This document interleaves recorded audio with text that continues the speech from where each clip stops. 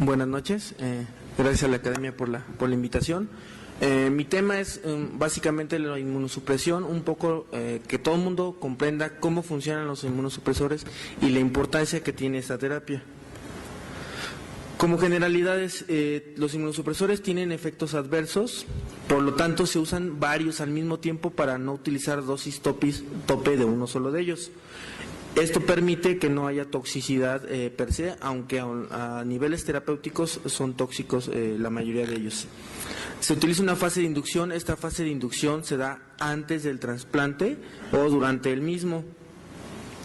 Y después de esta fase de inducción y ya que se ha realizado el trasplante, el tratamiento de mantenimiento es a largo plazo con el fin de disminuir el riesgo de rechazo o tratar de evitarlo. La idea de los inmunosupresores es que con el paso del tiempo podamos ir disminuyendo o quitar alguno de ellos de la farmacología del paciente. La historia del uso de los inmunosupresores empezó con la cetoprina. Posteriormente se utilizaron los corticosteroides, estoy hablando de los años 50 y 60, en donde no se conocía ningún otro medicamento y los rechazos tenían una alta tasa de fracaso, 80-90%, por la frecuencia de los rechazos. A partir de los 60 se utilizaba únicamente acetoprina y corticosteroides como la terapia de mantenimiento. Sin embargo, en los 70 Borel descubrió por azar lo que es la ciclosporina a partir de un hongo y demostró que tenía cierta actividad para inhibir a los linfocitos T ya activados. Posteriormente, Cahen informó un primer reporte en el cual a los trasplantados renales utilizó un esquema de ciclosporina, principalmente donadores cadavéricos, y él evidenció que la sobrevida era mejor, pero únicamente utilizaba la ciclosporina sin ningún otro fármaco. A partir de 1994 se ha demostrado y ha quedado asentado que la combinación de ciclosporina, cetoprina y prednisona es la que había ofrecido mejores resultados hasta este momento. En estas gráficas podemos ver los esquemas que se utilizaban a partir de 1994, principalmente ciclosporina y tacrolimus. Vamos a ver cómo actúan de manera general y cómo a través del paso del tiempo ha ido cambiando. Actualmente se recomienda utilizar tacrolimus de primera línea en lugar de ciclosporina, aunque hay controversia en cuanto a que se puede utilizar uno o el otro de manera indistinta por algunos autores, y el otro fármaco que se utiliza, digamos, de cajón junto con la tacrolimus o ciclosporina, que es el micofenolato o ácido micofenólico, que ha sustituido a la cetoprina también al paso del tiempo. ¿Qué es lo que nos ha permitido el uso de los inmunosupresores? Mejorar la sobrevida. En este estudio colaborativo del CTS, en el cual se reportan más de 9,000 trasplantes, se puede ver cómo a través de los años, de acuerdo al esquema de inmunosupresión, cuál es el que ofrece los mejores resultados, y actualmente, pues lo que comentaba, el uso de la ciclosporina con la cetoprina y la prednisona, hasta hace ese año, que era el esquema habitual, es el que mostraba los mejores resultados. Los fármacos, hay diversas clasificaciones en cuanto a su mecanismo de acción, de acuerdo a su tipo de molécula, si están formados principalmente por proteínas o si tienen algún esteroide en su conformación. Esto nos va a dividir. Esto es una clasificación un poco química, aunque vamos a ver funcionalmente cómo se dividen estos. Los otros fármacos inmunosupresores son los que llamamos nosotros agentes de inducción. Estos son los que se utilizan al momento del trasplante o poco antes de que se hagan las anastomosis vasculares o después de ellas, y que hay unas ya recomendaciones bien establecidas en qué pacientes es lo ideal darle agentes de inducción, principalmente de acuerdo al riesgo inmunológico que tengan de rechazo agudo. Los más conocidos, la timoglobulina o el basiliximab. El alemtuzumab se usa principalmente en Europa, el daclizumab ya salió del mercado y el murovab no está tan utilizado. Mecanismos de acción son terapias depletoras de los linfocitos. Aquí esta gráfica o esta tabla, perdón, nos trata de ejemplificar, aquí no se aprecia bien, de acuerdo al riesgo inmunológico que tenga el paciente, a quién debemos darle terapia de inducción. Pacientes añosos pacientes que no comparten HLA. HLA es la compatibilidad con el donador. Si no hay ningún HLA, no hay compatibilidad, se recomienda dar terapia de inducción. Si comparten dos haplotipos o el HLA idéntico o en gemelos homocigotos, no se recomienda dar terapia de inducción. Si es el tiempo de isquemia fría, la edad del donador, etcétera, son las características generales que nos van a indicar que debemos darle terapia de inducción. Esto de acuerdo a las guías CADIGO a nivel mundial. Las guías de la Sociedad Internacional de Trasplantes nos comentan que si se tiene el recurso, se recomienda a todo paciente darle terapia de inducción. Algunos reportes mencionan que hasta se disminuye hasta un 30% el riesgo de rechazo al poderle dar una terapia de inducción. Posterior a esto viene el mantenimiento. El mantenimiento pues es la terapia que vamos a dar a largo plazo. Generalmente se usa un triple esquema conformado por 4 fármacos: esteroides, inhibidores de calcineurina, sería el tacrolimus o la ciclosporina, inhibidores de la rapamicina y los antimetabolitos. Estos con el fin de disminuir el riesgo de rechazo activo. Y lo que van a hacer, todos estos fármacos van a inhibir el ciclo celular linfocitario, siempre y cuando individualicemos el esquema de acuerdo a nuestro tipo de paciente. No hay reglas que a todo paciente se le va a dar el mismo esquema, sino que de acuerdo a sus características y a la toxicidad de los fármacos, debemos de escoger en base a estos 4 fármacos cuál va a ser la combinación que vamos a llevar a cabo. Esto es en un esquema de riñón, pero se aplica las mismas bases para hígado que para riñón. Los esquemas empezaron a utilizarse con riñón, que fue el primer trasplante que se empezó a realizar con éxito y que tiene una tasa más alta de rechazo que el hígado, pero no tan alta como la del páncreas. La idea de todo esto pues es frenar lo que es la activación de las células T al momento del trasplante, con el fin de que no se produzcan los linfocitos activados y no se dé la respuesta efectora que ataque al órgano. Vamos a ver un artículo conocido en cuanto al ámbito de trasplantes, porque nos redacta de una manera muy didáctica el mecanismo de acción. Todo tipo de rechazo de cualquier órgano sólido va a llevar este mecanismo. Hay 3 vías de señalización: vía 1, vía 2 y vía 3, por la cual se ataca directamente al órgano sólido.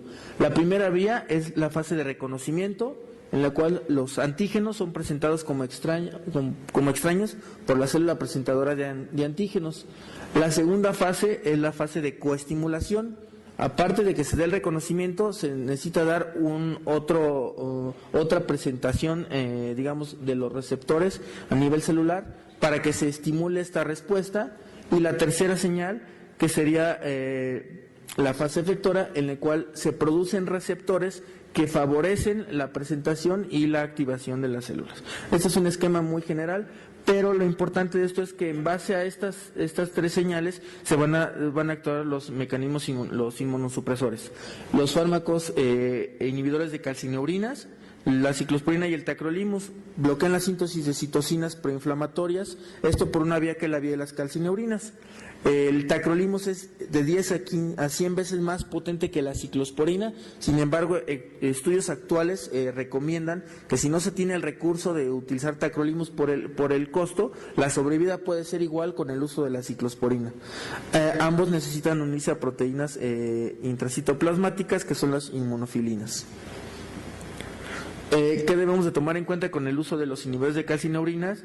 Que hay fármacos que aumentan sus niveles séricos, hay fármacos que disminuyen sus niveles séricos, esto tomando en cuenta las combinaciones que puedan tomar los pacientes de inmunosupresores con alguna otra medicación, por ejemplo antihipertensivos, antifúngicos, porque nos van a alterar los niveles séricos, y la monitorización de los niveles séricos es como nosotros podemos ver de cierta forma qué tan inmunocomprometido está el paciente y qué tanto apego tiene al tratamiento. Estos fármacos van a ser nefrotóxicos, por lo tanto no hay que llevarlos a los niveles terapéuticos muy altos, y con el paso del tiempo la idea es disminuir los niveles, y pueden tener, como les decía, interacción con otros medicamentos dando toxicidad, como la fenitoína, la ciclovir, etcétera. Otro fármaco son los mTOR. El sirolimus es el primero que se sintetizó de esta familia. Actualmente tenemos otro fármaco que es el everolimus. Esto por una enzima que se une a la mTOR la cual nos va a dar repercusión en el ciclo celular, como vamos a ver en un esquema a continuación. Actúa a nivel de la fase G1, por lo tanto va a inhibir la respuesta celular a la interleucina 2, que es la que nos va a potencializar la respuesta inmunitaria o la fase efectora celular. El siguiente grupo de fármacos son los antimetabolitos, los más conocidos, ácido mecofenólico y la aceatioprina. Estas interfieren en otra fase del ciclo celular, que es la fase S. Nos van a inhibir la vía de las purinas o la síntesis de las purinas. Esto es importante, ¿por qué? Porque estos fármacos están totalmente contraindicados durante el embarazo. Se ha visto ya en animales los efectos teratogénicos del ácido micofenólico y de la aceatioprina durante el embarazo, principalmente porque inhiben la síntesis de purinas a nivel de lo que es la formación del tubo neural. Y su activación, pues hay una depresión intracelular de guanosina, lo que permite que no proliferen los linfocitos T y los linfocitos B que ya fueron activados, por lo tanto actuaría en la tercera fase del ciclo que les mencionaba. Además de que el ácido micofenólico tiene un efecto importante citostático. Y el cuarto grupo de fármacos son los corticosteroides. Actualmente hay esquemas en los cuales se retiran de manera temprana los corticosteroides o los esteroides, sin embargo, no han demostrado una mejor sobrevida a largo plazo que en los esquemas convencionales, en donde se siguen utilizando como dosis de mantenimiento a dosis muy reducidas, que esa sería la clave de utilizarlos. Inhiben la formación de citocinas proinflamatorias, por lo tanto bloquean la fase efectora de la respuesta celular. Hay también una linfopenia a dosis altas por la redistribución del tejido linfoide. Esto sería el mecanismo de acción. Por ejemplo, en los rechazos celulares se utilizan dosis altas de inicio de esteroides con el fin de dar una depresión linfocitaria y tratar de frenar la respuesta celular. Sin embargo, también se ha visto que estimula la actividad de las células T reguladoras. Esto es muy importante porque actualmente el papel de las células T como diagnóstico de rechazo se ha visto que no necesariamente tienen que estar elevadas o deprimidas para diagnosticar un rechazo, sino que tienen un papel importante también regulador. Sin embargo, a largo plazo pues tienen algunas complicaciones. Sus complicaciones a largo plazo por las cuales se disminuyen las dosis, el acné, la alopecia, la anemia, diabetes, hay hiperplasia gingival, principalmente con los inhibidores de calcinurinas, leucopenia, etcétera. Todos los inmunosupresores a largo plazo nos van a tener el riesgo de neoplasias aumentado. ¿Esto qué quiere decir? Que un paciente trasplantado tiene 10 a 20 veces más de contraer cualquier neoplasia que la población general por la inmunosupresión. Por lo tanto, con el paso del tiempo, la idea es ir disminuyendo la dosis de los inmunosupresores para tratar de disminuir este riesgo de rechazo. Y el mecanismo efector de los esteroides, que básicamente pues sería tratar de frenar la respuesta a las interleucinas. Y uno de los fármacos nuevos, que es el Belataceb. El Belataceb, la importancia de esto radica en que es un fármaco en el cual se inyecta al paciente una vez al mes, actúa bloqueando la respuesta coestimuladora, como vamos a ver en un esquema, lo que nos va a permitir un bloqueo selectivo de los linfocitos T. No se llegan a activar porque no hay esta coestimulación. Tiene menos toxicidad que los inhibidores de calcinurina, sin embargo también tiene sus indicaciones.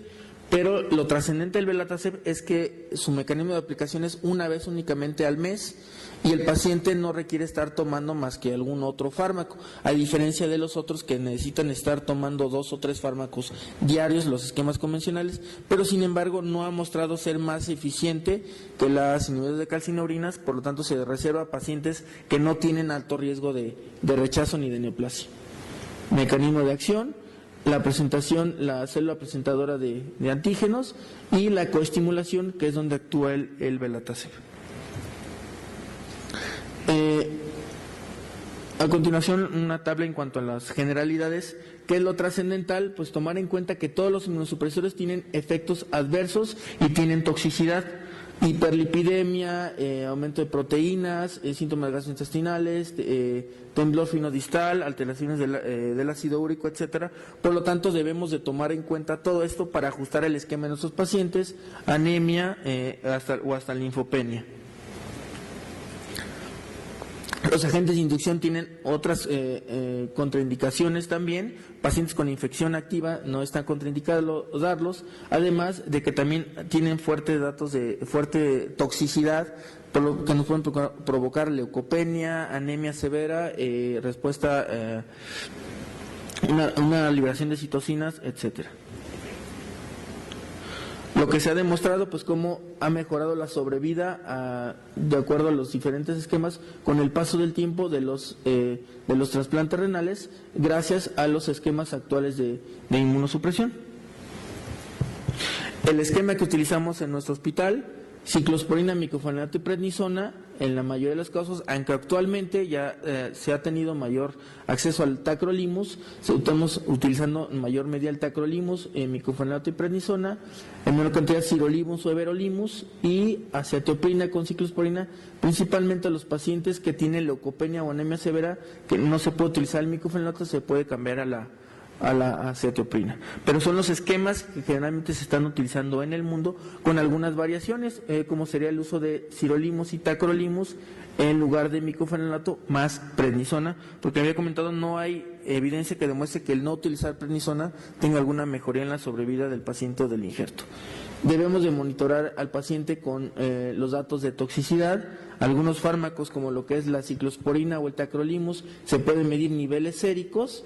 El micofenolato, ya en algunos centros se están midiendo los niveles séricos, pero principalmente debido a la toxicidad se pueden monitorizar los niveles. Y ya para terminar, pues lo que les comentaba de las señales y donde actúan los diferentes medicamentos. Ciclosporina o tacrolimus, inhibiendo a esta enzima, que es la calcineurina, que no permite que no se lleve a cabo la replicación en el ciclo celular. La segunda señal, la coestimulación, que aquí actuaría, por ejemplo, lo que sería el belatacep. La acetoprina en el ciclo celular directamente, en la síntesis de purinas, al igual que el ácido micofenólico en la síntesis de nucleótidos, y lo que serían los mTOR, sirolimus o everolimus, en la fase G1 a la fase C del ciclo celular, inhibiendo que se formen receptores para interleucinados. Como conclusión, debemos de buscar un balance que permita prevenir el desarrollo del rechazo agudo, reducir al máximo la exposición a los efectos tóxicos del inmunosupresor y evitar en el paciente un estado de inmunosupresión excesivo, pero teniendo siempre cierto nivel de inmunosupresión.